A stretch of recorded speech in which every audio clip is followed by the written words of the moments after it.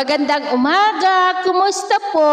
Narito po ulit ang update natin para sa lagay ng ating panahon ngayong umaga po ng May 14, 2025. Sa ngayon po ay easterlies pa rin ang hangin na umiihip sa malaking bahagi ng ating bansa. Yan po ay mainit na hangin na mula sa silangan o dyan sa may Pacific Ocean na nagre-resulta rin po yan ng pagkakabuo ng mga localized thunderstorm na nagpapaulan lalo na sa dakong hapon, gabi at madaling araw. At meron pong intertropical convergence zone na gaya ng yung napapansin ay lumalakas na dyan sa may southeast po ng Mindanao. At sa atin pong long range forecast, wala pa naman pong bagyo na namamataan na tatawid sa ating kalupaan for the next 5 to 7 days.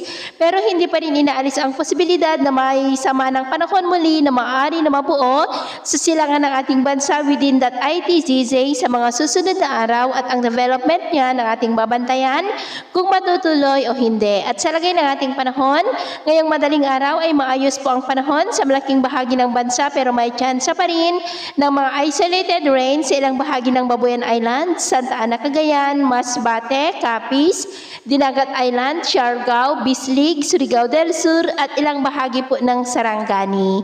At mamaya ay sisikat naman ang araw sa malaking bahagi ng bansa pero may tsansa pa rin ng cloudy skies with isolated rain sa ilang bahagi po ng Romblon, northern part ng Masbate, Siargao at ilang bahagi ng Mountain Province at Zamboanga.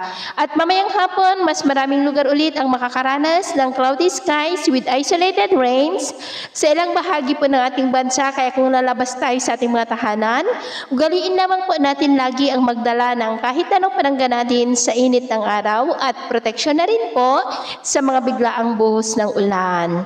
At sa atin naman pong mga baybayin, wala naman po tayong nakataas na namang gale warning signals, pero iba yung pag-ingat lamang po kung papalaot tayo para po mas makaiwas sa mga sakunang pangkaragatan.